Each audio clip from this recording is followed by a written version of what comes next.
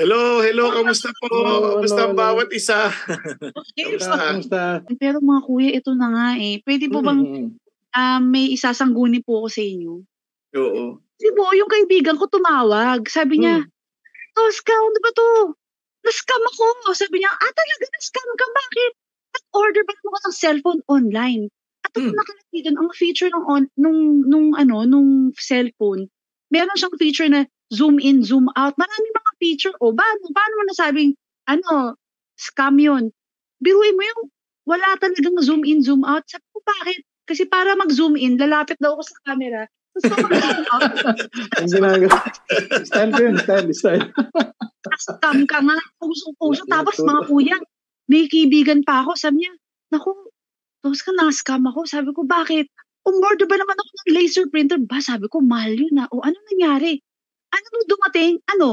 Stampad. Ha? Stampad? Balik mo, sabihin mo, hindi stampad. Scampad. Pero Tosca, kidding aside, pero sa totoo lang, ang dami na scam. Kaya sabi nga, scam na naman, di ba? Ang dami na scam. Sabi nga lang, pag na-register na yung phone, di ba? Medyo maiiwasan na. Hindi, nakakalusot pa rin sila. Narami pa rin mga text, di ba? Kaya, napaka-importante nito. And palagay ko, Kuya Erwin, Tosca, siguro, talagang payuhan din natin mga kapatid natin paano makaiwas sa mga gantong bagay, no? Hindi ko sinasabing expert tayo dito. Hindi ko sinasabi na tayo parang hindi na tayo mai-scam kasi sobrang tatalino ng mga yan eh. Parang sobrang gagaling nila. Talagang they move in a syndicated way, Marami silang mga paraan. Pinag-aralan nila to ng mabuti. Alam nila even how to avoid, for example, yung mga legal mga remedies na dapat supposedly pwede natin gamitin. Sobrang alam nila. Kaya kailangan natin payuhan ng ating mga kapatid, mga kaibigan na nanonood sa atin palagi na how to avoid yung mga scam na ito. Kasi delikado talaga. Kawawa. Naghihirap ka na, nagtatrabaho ka na, tapos mai-scam ka pa. Diba? Oo. Ayun. So, yun po. Naghirapan mong ipunin. Yung pinaghirapan mong ipunin, mawawala lang sa'yo. Mawawala lang. Opo, thank you po yan kasi meron po kayong puso para sa ating mga nanonood, yung mga nasa scam at sa mga magbabalak palang mag-scam. Ito pong episode na to ay para po sa iyo. So mga kuya, question po, ang scam po ba isang klase lang o maraming klase siyang scam? I mean, kasi iba-iba, pero mga kuya, baka pwede niyo po kami mapayuhan na ano po ba usually naririnig nyo at na-encounter na ano po ba yung mga scam na nandyan sa paligid? Meron kasing light salt spam. Hindi, joke lang. Spam pala yun. Spam. Spam pala yun.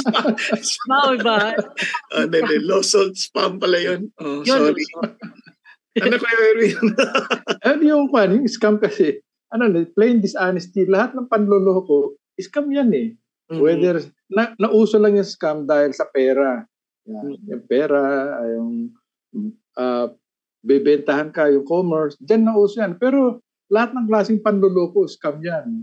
Tulad na nasabi ni Kuya Bo, kahit na sa relationship, sa pag-ibig. Naku, dami rin yan. Lulukuhin ka lang yan. Scam din yan. Ang daming ganyan, tinatawag na dyan, romance scam, di ba? Romance scam, oo. Kasi tungkol sa pagmamahal, mga online dating, puro scammer pala. Tapos sa music din, yung mga scam.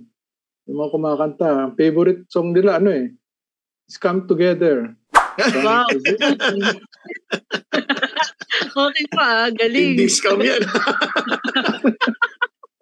Hindi, kaya ko nasabi yung romance scam kasi, di ba, sa online, minsan nahanap sila, tapos dating sites, tapos fake the profile. Parang, hindi naman pala totoo, tapos yung pala, talagang ka lang, sisiluin ka lang talaga. Kaya yon. So, pati naman, iba naman, sa pera naman, business, talagang pakakagating ka naman. Iba naman, mga paninda sa Facebook, di ba? Yung COD pa raw, yung mga cash on delivery, no? Pero pag deliver sa'yo, hindi mo ma-open, di ba? Doon mo malalaman, hindi ka makakahabol, wala na sila. Hindi mo na sila makikita. Ayun. Kaya pagka ganun, sinasabi na hindi na lang namin order, cancel na lang order, cancel na lang. Ang ganda-ganda pa naman ng advertisement, di ba? Oo. Nangyari din sa akin yan. May experience ako dyan. May dineliver sa akin. Sabi, itong babayaran mo. Nagulat ako kasi ako tuwing nag-order ako sa hotline, binabayaran ko agad. Ayoko ng COD. Sabi may babayaran ako doon. Nagduda na ako. Alam ko ng scam yun. Gusto ko nga sanang ayain yung nagdi-deliver. Sasabihin ko, alika dito. Diyan ka lang, upo ka lang dyan. Tatawag ako ng police. Pero baka mamaya masyado. Kasi distributor lang sila minsan Oo nga kawawa naman yung mga yun. Delivery lang, kawawa. Sila yung nadadamay, sila yung humaharap. Totoo po. Siguro, paano natin titingnan? So, sa totoo lang, we cannot know exactly yung mga strategies nila kasi they're also advancing, umaangat din sila when it comes to scamming. But ang tanong, how are we to protect ourselves from scamming, from being scammed? No? Paano natin mapoproteksyonan? Kasi, syempre, hindi mo naman ma-spot. Di ba parang, Kuya Erwin, naalala mo yung sabi nila, hindi mo ma-memorize yung mga peke. Pero if you know the truth, at least, doon ka maging expert sa truth. Hindi na yung, wag mong alamin yung mga peke. Yung totoo ang alamin mo. So, ganun din. Yun ang ating titingnan to protect ourselves from being scammed. Ulitin ko hindi to scam-proof advice, pero hopefully it will help us avoid yung mga scamming. Yun. So i-check natin mga ilang bagay. Siguro unang kong masasabi, you check your heart. Diba? Yung iba kasi, pag sobrang pagkagusto sa isang bagay, doon tayo dinadali. Papasok yung sa weakness natin. Halimbawa, gustong-gusto na natin magkaasawa. Nako, dyan. Siyempre, madali kang ma-scam pagdating sa romantic relationship. Gustong-gusto mong kumita, di ba? May hint of greed. Gustong-gusto mong kumita ng malaki, ng mabilis. Yan, mas madali kang mahulog sa scam. Kuya Erwin, ano nga yung verse dyan? Kung naalala nyo pa, yung sa Proverbs ba yun? Proverbs 21? The plans of the diligent lead surely to advantage, but everyone who is hasty comes surely to poverty. Yun. Pag nagmamadaling kumita, di ba? Sa kakamadali mo, lalong mawawala ang style pa naman minsan sa scam, ewan ko kung na-experience yun to Kuya Erwin, yung kunyari mag-i-invest ka, no? Bibigyan ka ng pangako, let's say 2% o 4%. Di ikaw naman, tuwa, bumalik talaga. Bumalik, no? Bumalik talaga. On the first 2-3 months, babalik. Nako, di mag-i-invest ka pa more, di ba? O after nun, ayun, biglang mawawala na. Hindi na tatalbugan na yung mga cheque. Ayun, hindi mo na mahahanap. Kawawa. Talagang sadya po. Sadya yun. Talagang yun, nadali talaga yun. Ang recourse mo dyan sa yung sa gobyerno, sa NBI, sila magtitrace niya. Oo. Grabe po. Pero ang hirap ng bawiin, no? Opo, yung money. Opo. Ibang galing talaga Alam na nila. Alam nila kung anong move mo. For example, kung magpapa-NBI ka, magdidemanda ka, alam na nila yun. Ako, parang covered na. Kuya, may tanong po ako. Okay lang po. Opo, kasi po, di ba po ang hirap po ng buhay ngayon, lalo na po pag magulang na. Naku, magti-tuition fee na si Junior. Kailangan na ng tuition fee ni Junior. Ang aking unang kaiha, yung mga ganyan. So mga kuya, paano po yun? Siyempre, pag nag-business ka, gusto mo kumita kagad kasi may bayarin na Andyan na yung sisingil nung sa electricity, mga ganon. Mga kuya, syempre, pag nag-venture ako sa business, gusto ko kumita kagad. At pag kumita ako, gusto ko syempre malaki kagad. Pero mga kuya, meron po bang payo ang Bible or may biblical truths po ba na nagsasabi na maganda rin po yung paunti-unti? Mga kuya, paano po yun? Kasi syempre gusto ko malaki kagad ang kita ko. Pero syempre kuya, mas pipiliin ko na lang yung hindi ako masascam. So mga kuya, meron po bang biblical truths on... Binasa mo kanina. Diba? Steady plodding, sabi. Steady plodding brings prosperity. Yung ibig sabihin nun, yung tiyaga lang, ba tuloy-tuloy, kumbaga sa Bisayan, parang kasabihan, di ba? Hinay-hinay, basta kanunay. Di ba? Unti-unti, basta tuloy-tuloy. Yun. Sabi niya yung, di ba, hasty speculation. Mag-speculate ka, nakikita ka malaki agad. Sabi niya, brings poverty. Yun. Di ba? Kaya, pag nagmamadali, mahirap. Bakit po kayo nagmamadali? Bakit po kaya tayo parang marami tayong mga kaibigan o mga ano na nagmamadali ba talaga? Ano po ba kaya yung parang pinaka-root cause nung bakit talagang marami tayong mga kaibigan na sa scam po? Dahil nga sa pagmamadali, at saka sa greed, yung nasabi ni Yun, Kuya yung Bong. Greed? Yes, Oh, oo. yeah. Kasi gusto mo agad eh. Greed ka eh. May greed yun. May hint ng greed yun. Tama si Erwin, kaya nagmamadali. Kasi gusto mo agad. Kasi nga, ayaw mo na magtintay. Alam ko, lala ko yung sinabi sa akin dati ng pastor ko eh. Speed is the enemy of God. Kasi they that wait upon the Lord shall renew their strength eh. Diba? You should learn to wait. Yung mga nagmamadali palagi, mahirap yun. Kaya you have to pray. Kuya Erwin, tama ako, di ba, kailangan mo magpa-counsel, pag ganyan. Kasi in the positions of counselor, there is safety. Safety, tama. Mga kuya, posible po ba na ang mga scam din sa atin, yung mga relatives natin, mga close friends natin, how do we detect, mga kuya? Paano po natin malalaman na, naku, hindi ako lulukoy nito, best friend ko to eh. Pero mga kuya, parang yung kahit best friend nila, yung pa yung nadali talaga. Yun ang sinasabi ni Kuya Bong kanina, na yung mga deals na too good to be true, yan, mag-ano ka na. Dalawang isip. Mag-ingat ka na, oo. Kasi ganyan din, sinabi sa akin ng kaibigan ko, punta ka sa City Hall, doon sa korte, tignan mo yung mga kaso ng estafa, tignan mo kung sino mga nag-aaway-aaway dyan. Magkakaibigan yan, tsaka magpapamilya eh. Yan. Nakita ko na yan sa isang pamilya, nasira dahil sa pera. Grabe, no? Pero alam mo, minsan naman, di ba Kuya Erwin, minsan naman, ganito, hindi naman sila talaga yung nag-scam. Kunyari, kamag-anak, kunyari, ikaw, taos ka, uy, nag-invest ako dito, kumita ako, taos ka, mag-invest ka na rin, bigay mo yung pera mo sa akin, so ako ngayon naging guarantor mo. Ngayon, ang problema, pag yung bagating ng scam ka na, damay ka na. So ngayon magagalit ka sa akin. So may mga ganun naman. Kasi ibang kamag-anak naman, hindi naman talaga intention nilang scamin ka. Kaya lang gusto nila i-share yung blessing with you. And unfortunately, na-scam na siya, nadamay ka. So ikaw naman, hahanap ka ng sisisihin. So, kuya, kunwari nandun ako sa sitwasyon na yun, in-invite ako ng aking, kunwari, kamag-anak. Paano ko matutulungan ng sarili ko at paano ko rin matutulungan yung kamag-anak ko? Yun ang lagi mo i-check yung heart mo. Bakit mo ba kasi una talaga, ang nakakatukso, di ba? The heart is deceitful. Kapag hindi po chinecheck yan at binabantayan, talagang matutukso ka. Pag may hint ng greed, bantayan mo na yung sarili mo.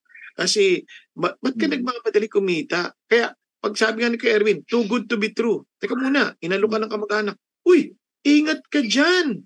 Sabi niya, sa una lang, pakakagating ka niya, padadamahin ka niyan. Mamayang konti, yari ka na. Di ba?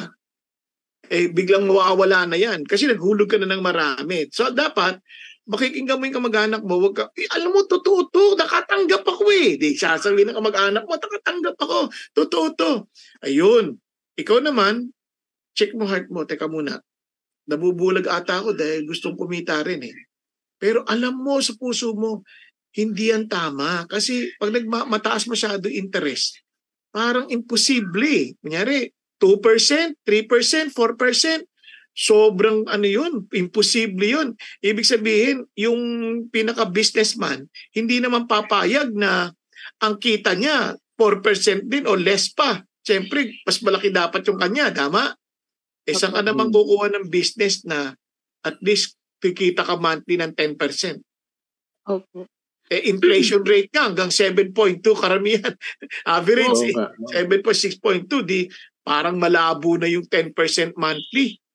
Opo. Annually pa pwede, pero monthly. Kasi kung monthly yon 10%, edi pagpagsak mo ng isang taon, di ang laki na nun. Okay po. Yan yung mga style ng scammer. Pakakagating ka muna eh. Pain yung mga yan. Oo. Padadamahin ka. Opo. Mga kuya, total, ito naman po payong kapatid. Siyempre, lahat naman welcome dito.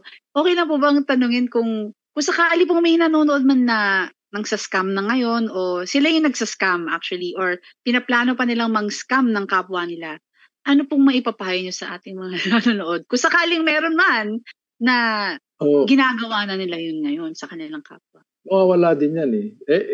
Meron yung nabanggit mo kanina nung bago magsimula itong programa natin, yung sa Proverbs, wealth gained by dishonesty or wealth obtained by fraud dwindles. Nawawala din yan eh. Yeah. But the one who gathers by labor increases. So yun. Yung mga nakita mo na yung biglang kita, yung mga instant na ganyan, madaling mawala yan. Kahit na sabihin mong hindi scam, manood ka na lang nung yung mga nananalo ng loto sa Amerika. Nako, yun yung mga biggest losers nila eh.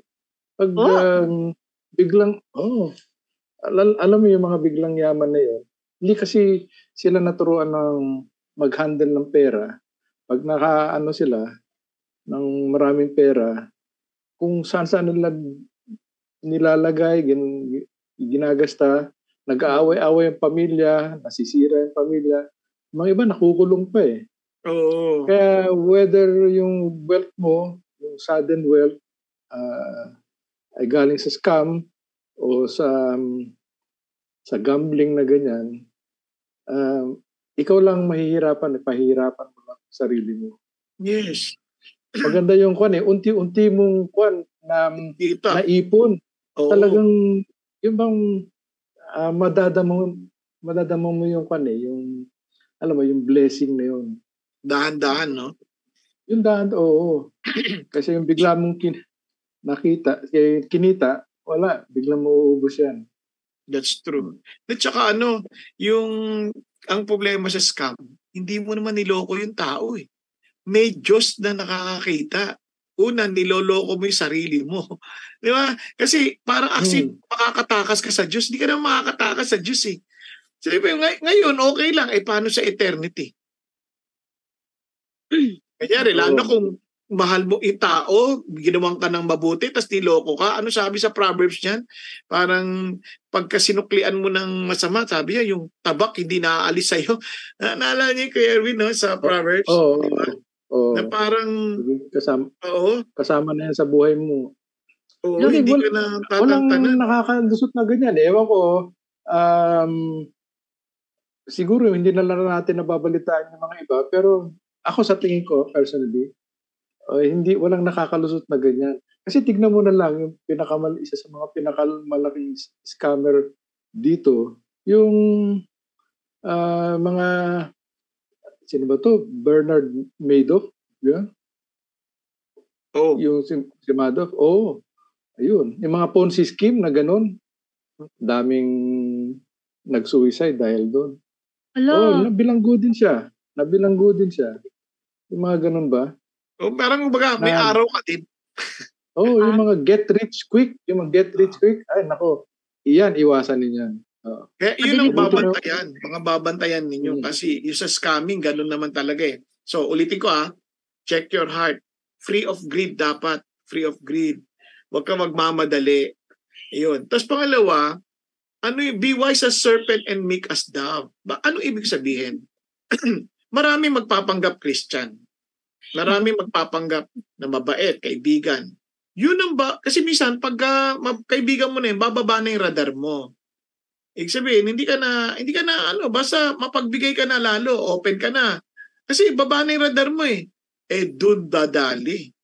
Doon ka madalas maloloko. Ngayon, alam mo kahit sa magkaibigan, whether best friend yan, when you deal with people na malapit sa'yo, unang-una, ready ka nang mawalan kung hindi ka mag-iingat. Ngayon, kung gusto mo naman, mag-usap kayo professionally. Meron kayong kontrata, kahit magkaibigan na kayo, para malinis lang, para wag ka magkasamaan ng loob bandang huli. Tama po, yes. Diba? Even among Christians, hindi naman masama yun. Kasi kung talagang honest naman kayong dalawa, ba't kayo magkakahiyaan na gawing professional yung usapan para sa ganun, protection din natin na hindi tayo gumawa ng bagay na hindi nararapat. Diba? Bisan, papagawa ka ng bahay. tapos kaibigan mo yung contractor, o di nag-usap kayo malinis, kaysa yung mag-aaway kayo bandang huli. Opo. Minsan magkakasamaan ng loob. Ang totoo niyan, minsan problema rin yung usapan Parang ganito, no? Meron akong naisip meron akong naaalalang sitwasyon like, hihingi ng tawad yung mama sa pagpapagawa. Kasi with the pretense na wala silang pera. Ito naman, dahil Christian, maawa. O sige, bawasan mo na. To the point siya nalugi. To the point na siya na lugi. Tapos, ito naman, bibili ng mamahaling gamit. Makikita ngayon ng kapatid. Di masasaktan, parang niloko mo ko. So ngayon, kasi kaya mo palang bumili ng mamahaling gamit. Tapos, tumawad-tawad ka pa sa akin. Wala rin ako. Kumaga, pinagbigyan kita dahil kapatid kita sa Panginoon. Tama ba? O ngayon, ito naman mag-iisip. Gagawa pa, mag-extra mile pa. Hoping, ito naman magkukusa na bibigyan siya ng extra. Kasi nagsabi siya, di bali, sige, bigyan na lang kita ng extra kapag hindi nagbigay ng extra. Di ba? Kasi nga, hindi, wag ganun, latag mo na lang. Wala nang parang kapag sinabi mong libre kasi at nagbigay ka extra, don't expect anything in return, sasama loob mo. Okay. Kung ikaw naman yung yung tao na humingi ka ng tawad, mahiya ka naman, kapatid mo gusto mo maghirap, kapatid mo yan Dapat tayo maging blessing sa kapatid natin, hindi yung tawad tayo ng tawad. Diba? Hindi masamang humingi ng tawad, pero wag naman yung to the point na parang wala nang kikitain.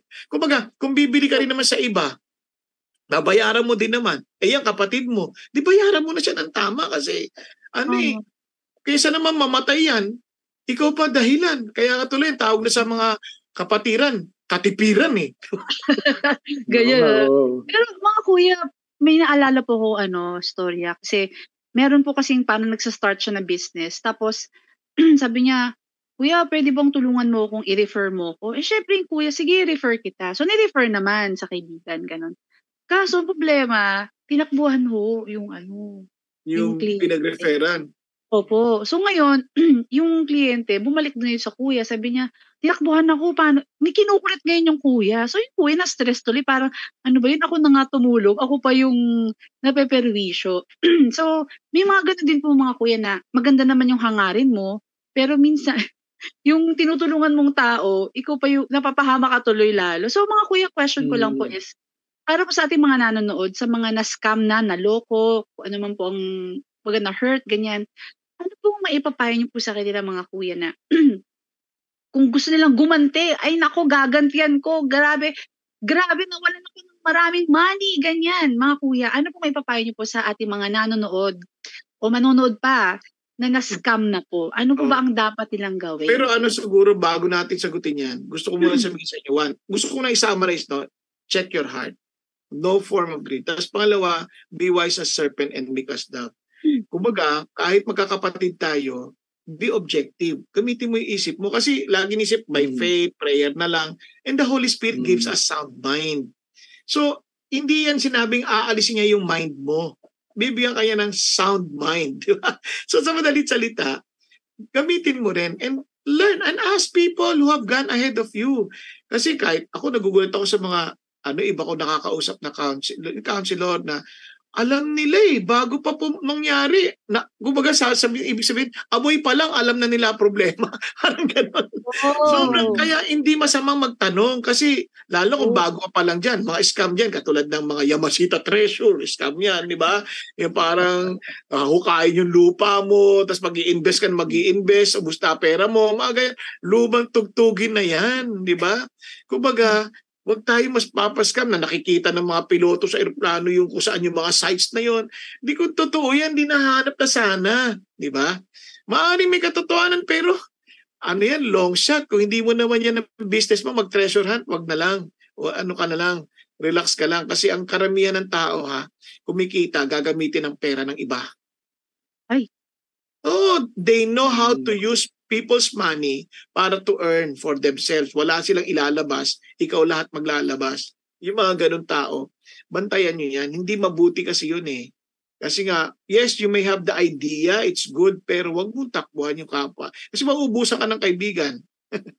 Takbo ka ng takbo, wala kang kapayapaan. Kaya yung mga magplanong manloko, lugi ka dyan. Akala mo lang manalo ka sa 10 years.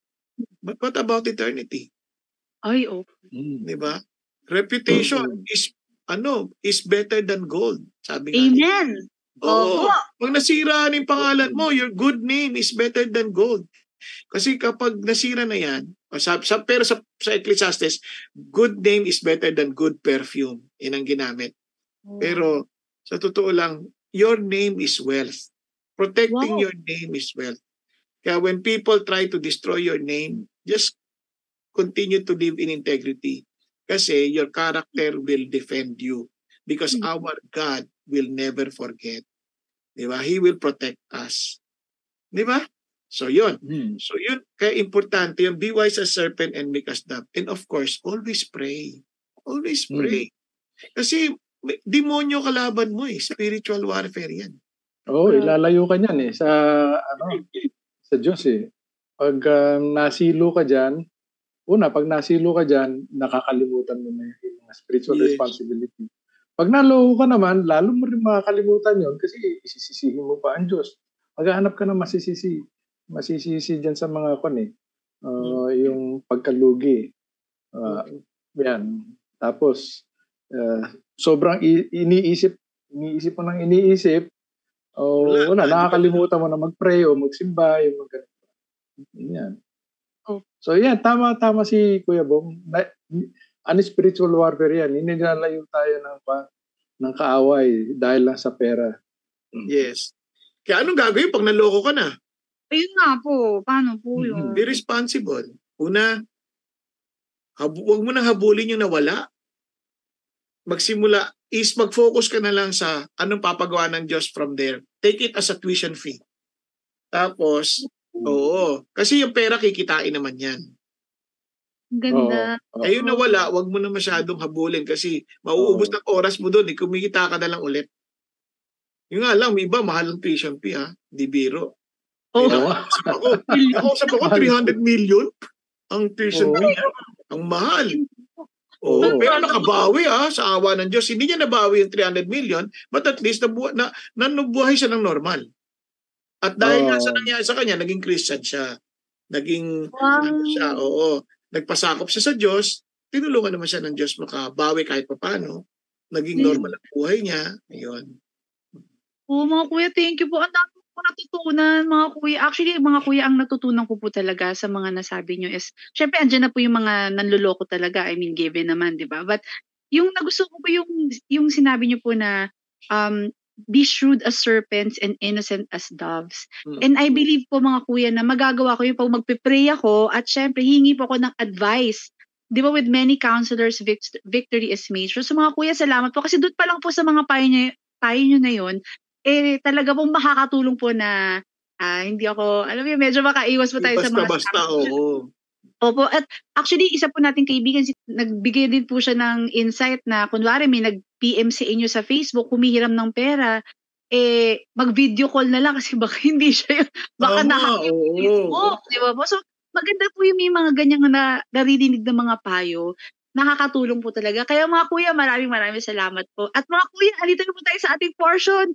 Hihingi na po ako sa inyo ng words of encouragement. Ayan mga kuya, nandito po tayo sa World of Scout. Kasi yan mga yan, basically, ang primary issue sa scam na pagkaunawa natin, pera lang pera. Sinasabi ng Bible, pagdating dyan, be content with what you have. Godliness with contentment with is great gain. Kaya lang naman pumapasok dyan dahil sabi naman ni Kuya Bong yung greed sabi sa Bible, greed is idolatry. Yun. So, sinasamba mo na ang pera o kayamanan pagdating dyan. Hindi. Pag nasa iyo ang Diyos, that is enough. That's true. So, be thankful. Be thankful na lang with what you have. Count your blessings. At ito, karagdagan na natutunan ko. Count your blessings and make your blessings count. Yes, ang ganda. Ganda. Thank you, Kuya Praise Erwin. God. Ang ganda nun, Kuya Erwin. So, sa ating mga kapatid, alam nyo, laging na sinasabi sa atin, basta too good to be true. Normally, it's not true. There's only one na talagang too good to be true. Yung by grace, God has forgiven us. That by grace, Jesus Christ died for our sins and rose again from the dead. Kaya naman, parang too good to be true, di ba? Yes, pero kasi God is really not only good, but too good. Di ba? Kaya He alone can do that. For the rest of us, we are all evil. Kaya yung too good to be true is not present to humanities. Kaya kailangan natin magpasakop kay God. So bantayan natin ang heart natin dahil alam natin, even ourselves, our heart is deceitful and desperately evil, sabi nga, di ba? Desperately wicked. Kaya bantayan natin ang sarili natin. Huwag tayong magpapasunod sa pakiramdam. Kaya mapa-romantic scam yan, mapa-financial scam yan, o kahit anong scam yan, bantayan natin ang ating mga puso. Sabi nga ni Lord, guard your heart for it is a wellspring of life. So bantayan natin yan. So paano? Let Jesus Christ reign in our heart. Then it will be protected. Kaya sana lagi tayong tatakbo kay Lord kasi siya lang ang ating proteksyon. At kung sakaling naloko na tayo, huwag kang mag-alala. Yun ang Diyos, maraming paraan para tulungan kang makabawi para sa kalwalhatian niya.